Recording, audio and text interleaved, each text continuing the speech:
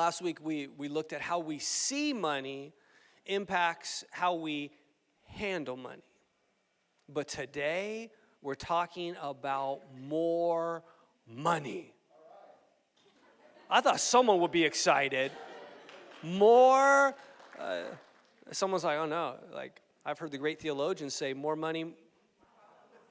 If you only knew the Bible that well, you could be like quoting, the notorious B.I.G. more than we're quoting Paul and David. But today we're talking about more money, because I wonder if more money is not just more problems. Money, as we looked at last week, is a tool. It amplifies. So if you have problems, money will give you more problems. But if you have a heart after God, what if it will give you more opportunity? More opportunity. Ian, when he was 8 years old, I don't think I showed it at any of the other gatherings. My mom gave me this picture. This is Ian right here that's the last time my legs saw sunlight, by the way. I have not seen the sun since then. But right there, you could take that picture quickly down. So those legs are shocking. But I was Ian's manager that year. It was the second year of playing baseball at Covina American Little League, which is right at where Baranka Elementary is. And I wasn't planning on managing. After the tryouts, they came to me and said, hey, we don't have enough managers. Would you take one of the teams? I'm like, tryouts is already finished. I don't have time to, how can I evaluate the kids? And they said, oh, no, we'll let the other managers and coaches help pick your team. You know how they would. And I was like, no, I don't want to do it. Not going to happen. And they're like, please do it for the kids. We're not going to be able to have enough teams. You're like, why you got to do that? Like, why you got to So I was like, fine. If we're going to do it and someone else is picking my team, we're probably going to have the worst team in the division, so make us the Yankees then. That's my only catch. If we're going to lose, we're not being the Dodgers. We're going to be the Yankees. That's why we're the Yankees right there. And so I was trying to get different parents to help out and to get involved. And so there was one of the dads who was helping me out, and he would help coach. And he couldn't be there all the time because he was working 2 jobs. And there'd be times where he'd say, hey, can you help take my son home after practice? And I was like, yeah, totally. Now, after practice, by the way, if you've ever coached or managed kids sports, the kids are awesome. The parents, you're like, please stop. You're trying to live out your dreams through your kid. Your kid just wants to draw. You're trying to figure out why they're not playing the infield, because your kid needs teeth. I want to end this season with your kid having teeth. And so the one guy who would help me out coaching the most, but he couldn't be there all the time, and I would take his son. His son's name was Michael, and so I would take him home after practice. Now, Ian and I had this little tradition. I said, hey, you work hard at practice. Right afterwards, we'll walk next door where there was a 7-Eleven, and you can get a Slurpee. You get as big a Slurpee as you want. At that age, Ian with long hair, just get this big old Slurpee. And so he was always working hard. And so when I would take Michael home, I'd be like, hey, do you want to, we're going to get a Slurpee. Would you like one? He's like, please. And we'd be in 7-Eleven, and he'd be like, looking at all the candy and everything like it was Halloween. He looked like he was hungry. It was almost like drool coming out of his mouth. I was like, do you want something to eat? And he'd be like, yeah. And he would grab a bunch of things. Dropping him off at his place, he lived in this tiny 1-bedroom apartment. They had 4 kids with 1 on the way, and you could just tell that they really needed help. And so just on my heart, I wanted to do something to help, but you also don't want to offend the dad. You're like, you don't want to come across and I can take care of my, so you want to do something, so I'm figuring out, how can I articulate, hey, I'd love to do something to help out. And so one time we were talking after practice, I said, hey, I know it's so hard raising kids these days. And, his oldest at that time was in high school. Kids eat so much. And, I know it's difficult. I just kind of thought if it would help, maybe I could pick up some groceries for you guys one time when I'm dropping Michael off. Just drop off a bunch of groceries. And he's like, oh, thanks for offering. Let me talk with my wife. So that's all clear to you guys, right? You get the offer? So because you would communicate with parents via email, and by the way, I set up a separate email every season. It's like, I don't know, so many people, I don't want them to have my email forever. So there's one email. I get an email from his wife, Michael's mom, and it's just like, I start reading this. It's a super long email, and she's like giving me their life story and how they got into debt and how they're this, and they can't pay the bills, and they're going to be kicked out of their apartment, and like, I'm just like, oh my goodness, this is horrible, and like all this debt. So then at the very end, she says, so if you could lend us $42,000, we'll be set. I had to read it again. I'm like, I don't know what was lost in translation. I was like offering to get you top ramen and some like, stuff to make some pasta. And now you're asking, can you borrow $42,000? Now, if I had that extra, I would not have given it to him.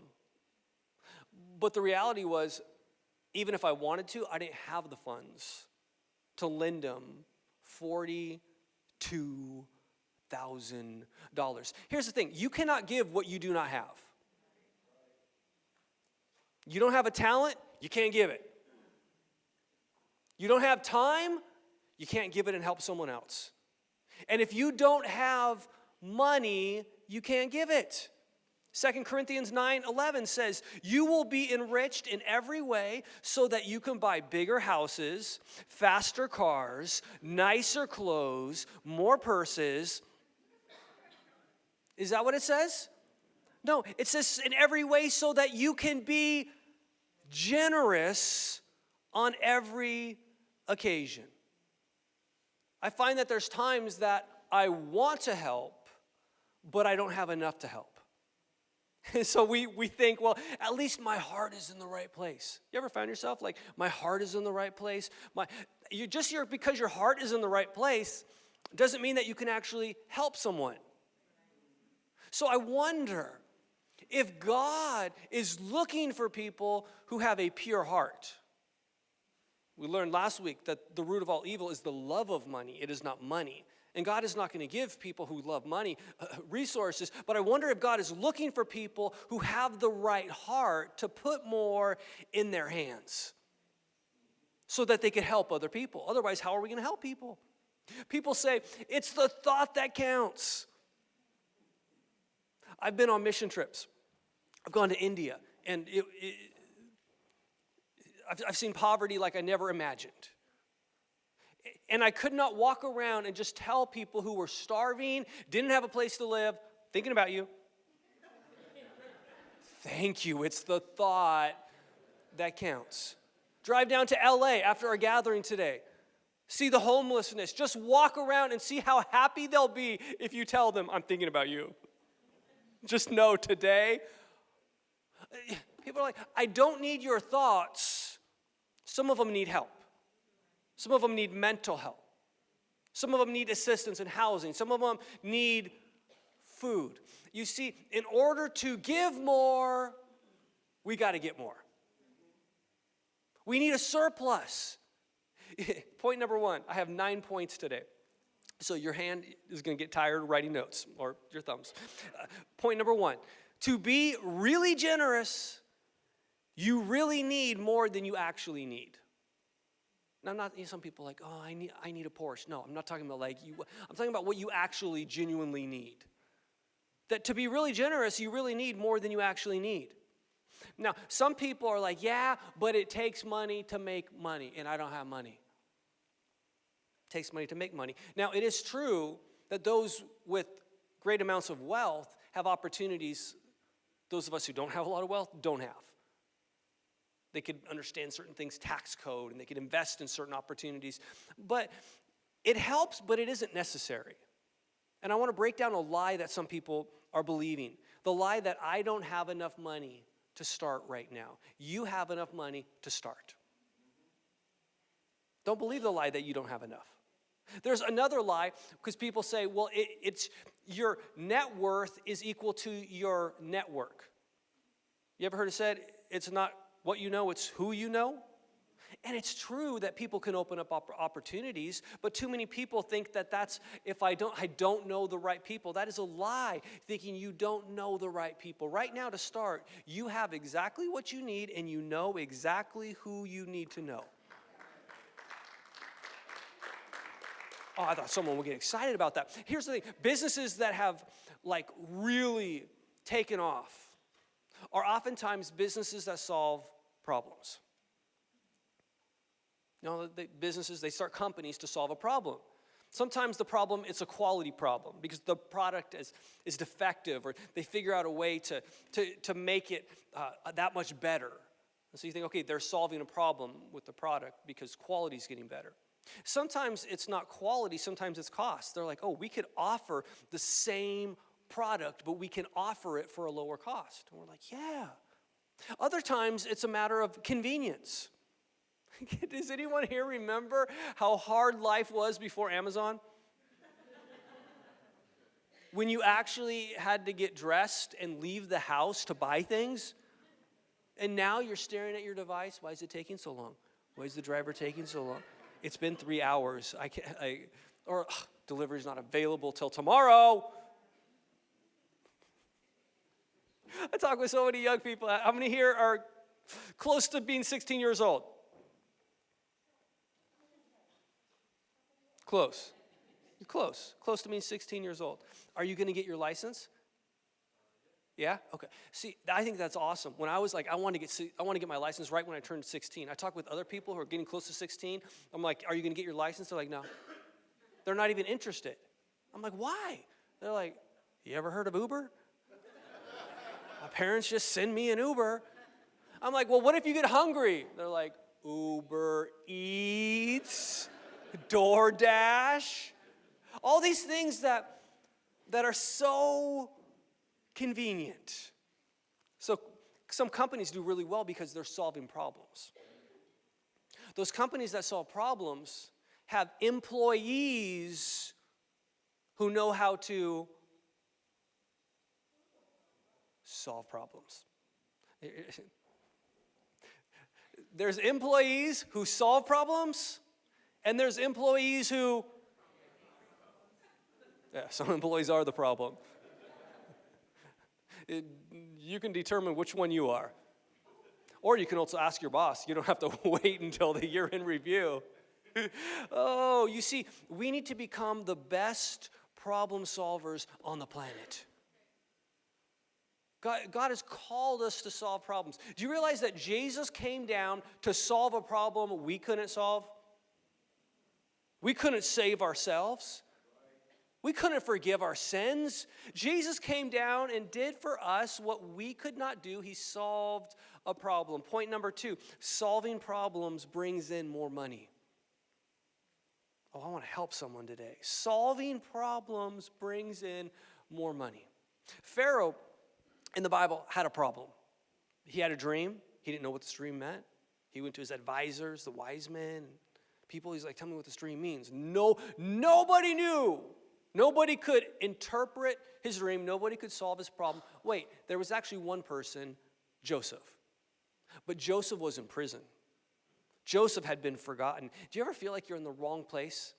Like, I could do something. I could solve a problem. I could help, but I've been overlooked.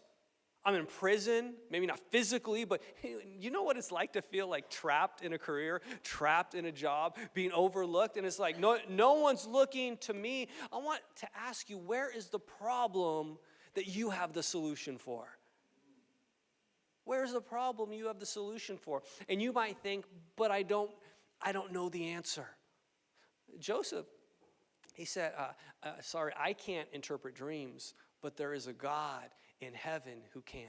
Here's what I've discovered. People who are spirit-filled, people who worship not just on Sunday mornings, but worship throughout the week. People who spend time in the Word of God and with the God of the Word. People of prayer. Those are the people that sometimes share things. I'm like, whoa, that is a great idea.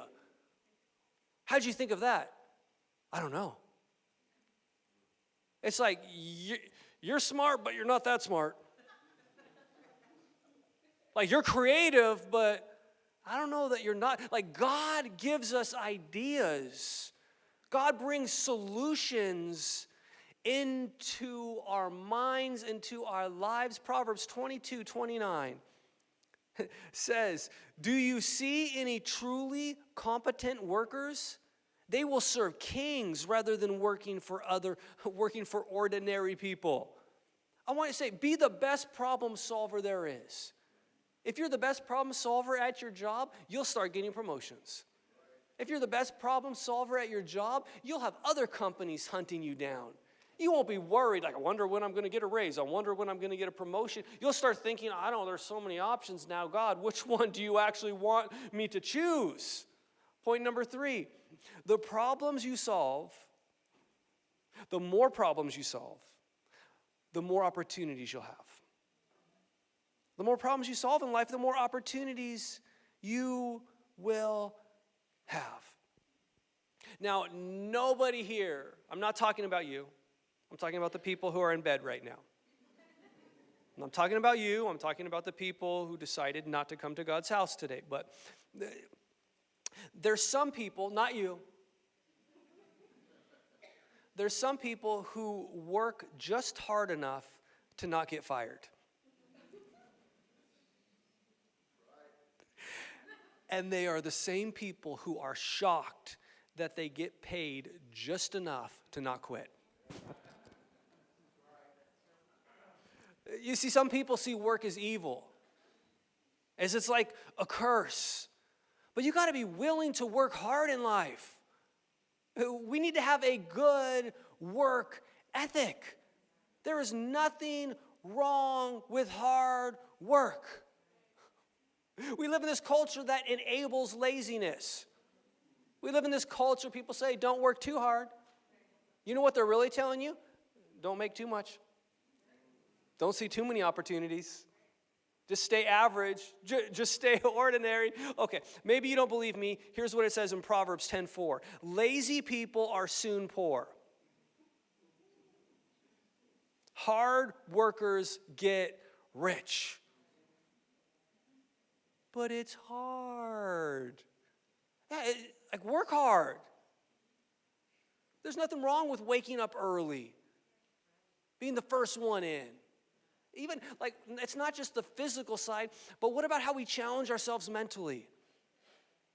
I read some of the stuff and saw some of the stuff on the news after the election, and it's like, hey, there's going to be elections every 4 years. Sometimes the person you vote for is going to win. Sometimes the person you vote for is not going to win. But after this election, I saw colleges saying we're going to cancel classes.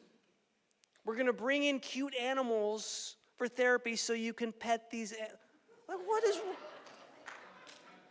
Like, life can be hard, people. You still got to go to work. How many parents know you can't take a day off? We're not feeding you today. A 2-year-old's going to be like, what? Let's not enable laziness. 2 Thessalonians 3:10. The one who is unwilling to work shall not eat. People are like, is this really in the Bible? Yes. Now, understand, this does not say the one who is unable to work. The Bible talks so much about protecting the vulnerable, taking care of those who cannot take care of themselves. But there is a big difference between someone who is unable to work and someone who is unwilling to work. Point number 4, hard work is a path to success, not a punishment for failure. And we look at this and we're like, okay, well, what do I do? Start where you are. Too many of us, we're dreaming about where we want to be. You're not there. The people you're looking at online, social media, they're not even really there. They're just pretending to be there. We drive by homes and like, oh, it'd be nice to live in that home. Buy cars, nice to drive that car.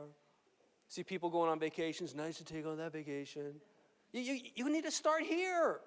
We need to, watch this, we need to start where we are and start working on how we're solving problems. Sometimes we look at problems and we're like, that just seems so big. I can't solve that problem. What problem can you solve? Anyone here go to the gym?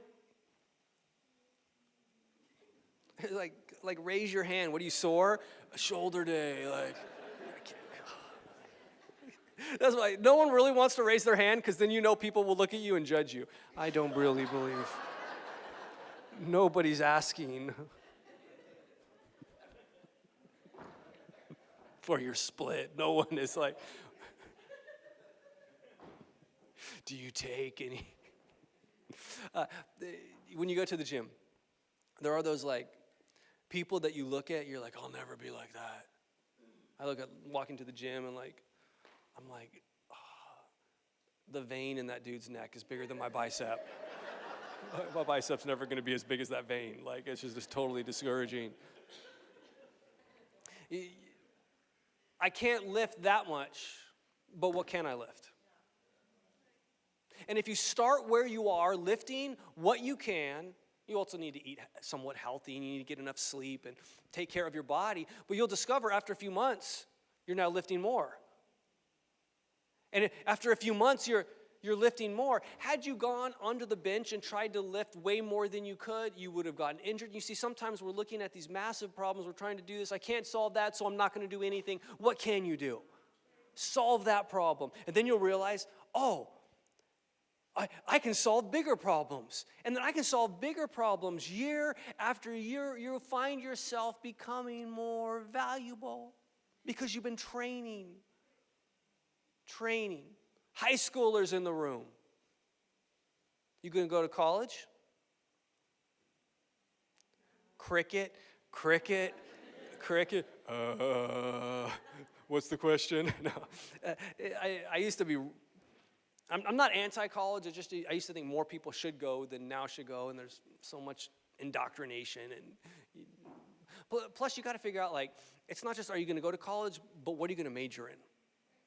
Because I've talked with some people, I'm like, what are you going to major in? And they tell me, I'm like, what? What are you going to major in? Like, I've never heard of this before. And it takes a long time to explain what it is. And then I'm like, well, what kind of job do you get with that?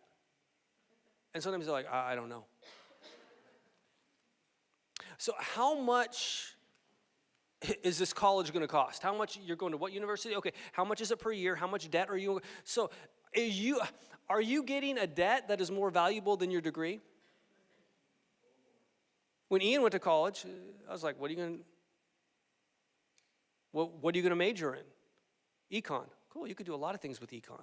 Not even gonna do that, but that's a usable major.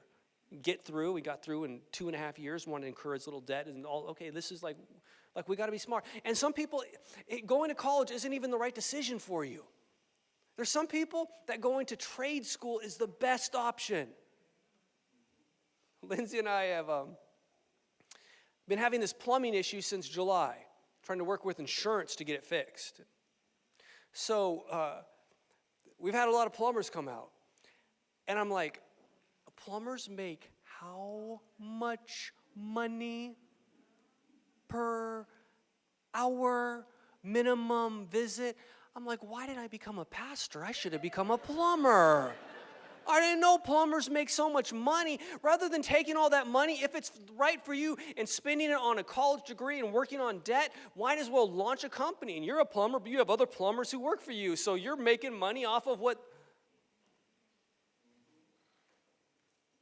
Oh, some people crack me up because they're like, I think doctors make too much money. You know, get those people like they're angry at doctors because they think doctors make too much money. My dad, who was here at the 9 a number of years ago, he was having issues with his chest, and so we were talking on the phone. I'm like, you should really go to the hospital, and recommended he go to a certain hospital, and he went there, and they just did some testing, and he had 95% blockage in his LAD artery, which is your left anterior descending. If you know anything, you have any kind of family history, you know that's called the widowmaker. They're like, you're lucky to be here. Normally, most people at this point are dead. And so we're like, okay, we got to find the best surgeon. We got to find the best cardiologist. Like, we got to we were not finding someone who was the cheapest. His heart surgeon, when they were doing the procedure and putting the stents, and was not asking him, like, hey, do you have any coupons? Like, you got like a buy one, get one free? Like, if we refer a friend, like, can we get 10% off? Like, Like if you're going to have brain surgery, you're not going to look for who the cheapest surgeon is. At that point, you're like, I just want the best. Maybe it's not you, someone that you care about. You're like, at that point, you just want the best. Point number 5, the bigger the problem you solve, the more money they'll pay you. If you don't like what you get paid, start solving bigger problems. Now, I don't know if girls do this, but guys tend to do this. Like you meet someone, you're like, yeah, hey, what do you do? That's one of the questions, right? It's like, what do you do for work? Now, what we really want to ask, but we don't ask is, are you any good? Like, are you good at it? We don't want to say, are you good? Like, you try to find out, like, would you hire you? I'm like, well, that's so mean. We need to be fair. Okay, let's not talk about money for a second. Let's talk about the Dodgers to kind of lighten the situation here.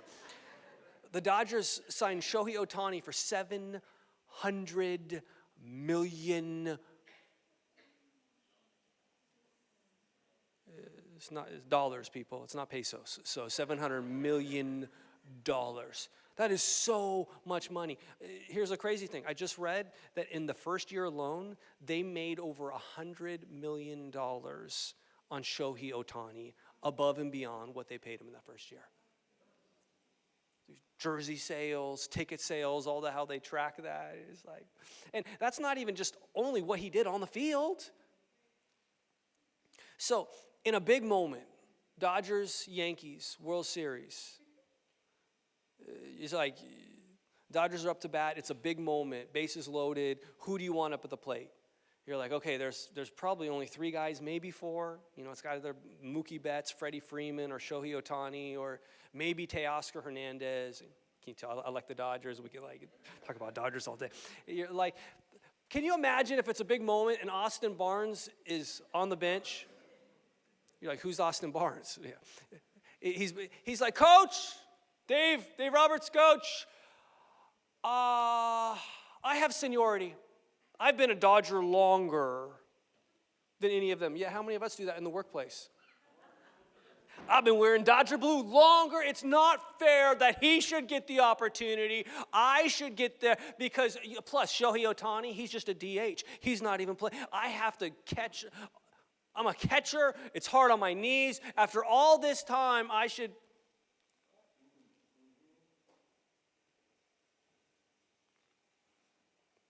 Daniel 6:3, I better go to the Bible because I think you're making the connection. Now Daniel so distinguished himself among the administrators and the satraps by his exceptional qualities that the king planned to set him over the whole kingdom. I have a question for you. Who is the top in your field? I'm not even talking about at your company. Who's the top in your field? Why can't that be you in a few years? Why can't that be you? Versus, oh, I don't have this opportunity or I don't have that opportunity. Start working your way up. Start with where you're at. Start working hard. Point number 6, exceptional work produces exceptional money. It says that Daniel so distinguished himself. How do you distinguish yourself? It means you stand out. It means you don't fit in. Like if you go to a middle school right now, you see pretty much everyone dresses the same. And we can see that in middle schools, but do we realize how we do that in our lives? I've had people tell me like, man, skinny jeans have not been in for a long time. And I'm like, well, skinny jeans have been in my closet for a long time. I'm not looking to see what's bothering. Like, it's just, I've been wearing the same thing. Like, but we so often want to fit in that we don't stand out. Do what others do the way they do it, and you'll make what they make. Genesis 47, verse 6. Speaking to Joseph about his family, give them the best land of Egypt. And if any of them are average, or is that what, If any of them have special skills, put them in charge of my livestock. 2. As little kids, we're taught to color inside the lines, just like everyone else. We go to school, and the way our current school system is, and by the way, teachers who are here, school administrators, we love you. You're awesome. But the whole school system, it's like a machine in that it's just to get kids to do the same thing. It's not designed or built to bring out unique gifts or talents. It's just the same thing. In fact, I wonder, some of the kids that they're putting on medication, not all, but some of the kids that they put on medication these days, I'm like, if I had to sit and listen to that teacher for 8.5 hours, I would be bouncing off the walls. I would can you imagine if I'm like, well, today's message, I'm going to speak for 8.5 hours. You're like, I need medication. Yet it's built to just the same. People want to get on a career path that it's just, this is the way that we do it. Everyone does it the same. We need to discover and develop what makes us different. Discover and develop what makes us unique. I think one of the things that parents need to provide for their kids, we need to instill character into their lives, biblical values. But we also need to help them discover what is different, because everyone else and everything else is going to try to tell them you fit in. You remember when you're really little, you don't care what anyone thinks. You don't care. You're just like this. And then all of a sudden you start trying to fit in, and we lose what makes us different. Point number 7, your unique gifts must be discovered and developed. Oh man, I'm so over time here. But I got to give these last 2 points. Your work is your ministry. You're a minister. You're like, no, I'm not. Yes, you are. The way you work speaks louder than what you say about God and Jesus. Not doing the way everyone else does it. Actually caring about your coworkers says a lot about who you are. Being honest and integrous at work. Wanting the company to succeed and not just you personally. It says a lot. Yet it saddens me. Too many people are like, I'm just at my work for the paycheck. How miserable. Imagine I'm just working for the weekends. Whatever your weekend is. It's like, no. Discover that there's more than that. It's like you might be a school teacher. You're not just there to collect a paycheck. You're there to raise up the next generation and to help them discover all that is on the inside of them. Even if you're a financial advisor, you're not there to just make money for you. You're to help. You can help couples be set up where they're not with the extra stress finances, and help families establish a pattern of help set people up that when it comes to retirement, it's like the paycheck should just be a thank you for what you do.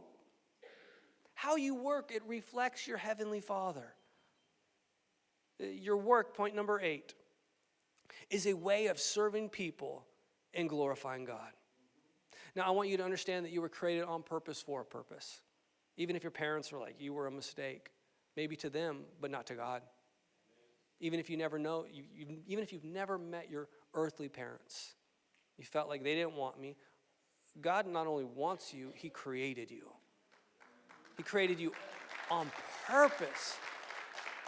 Psalm 139:14 says, "Thank you for making me so wonderfully complex."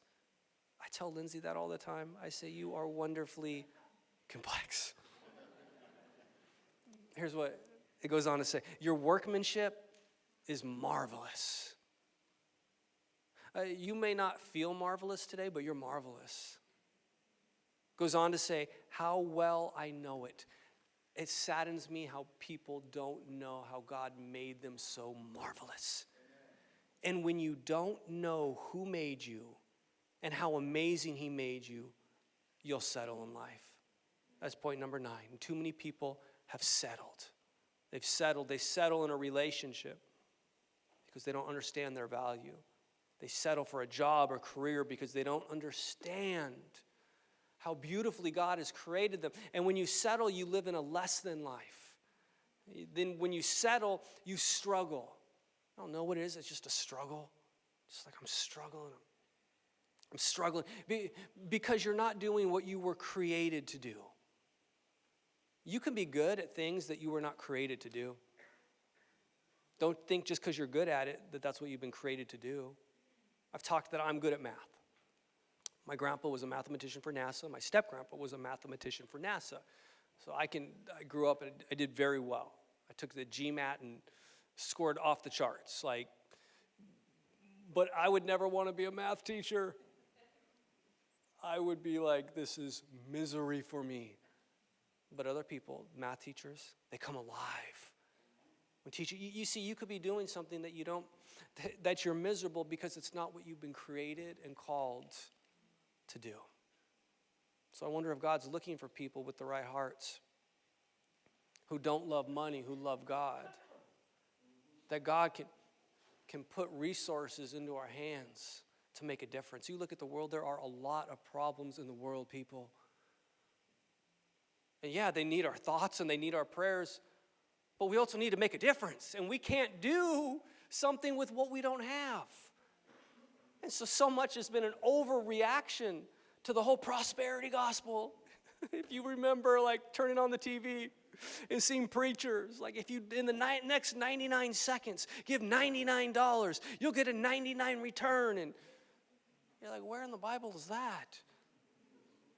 So we go to the other extreme because we're like, oh, people just think all we talk about it, all churches want is money. And so we don't talk at all about it, but the Bible talks a lot about money in a healthy way. God wants to bless you more than you want to be blessed.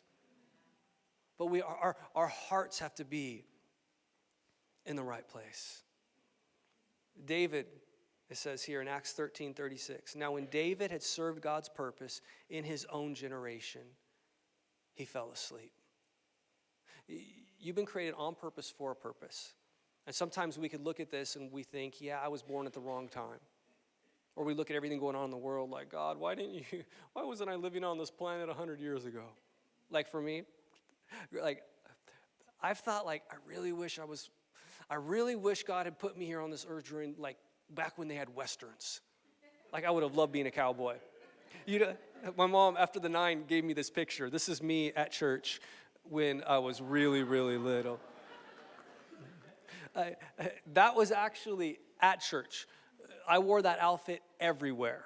I mean, she says, my mom was laughing. She's like, I wore that everywhere. They would take me to Knott's Berry Farm. They had the whole, bad guys that would come. She says, I stood up. I would start chasing the bad guys. Most kids are afraid of adults. She says, I just pull out my fake gun and start, running after the enemy. And at that age, my parents say that I told them I wanted to be a cowboy preacher.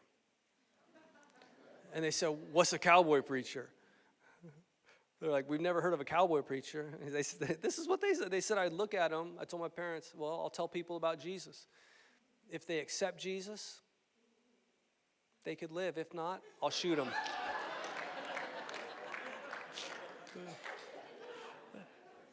Just saying, in a few moments, we're going to have an altar call. So just saying, But really, you look at that, and I was like, oh, how awesome it would have been to live in the West. Everything was more simple. But then I'm like, I had to ride horses everywhere.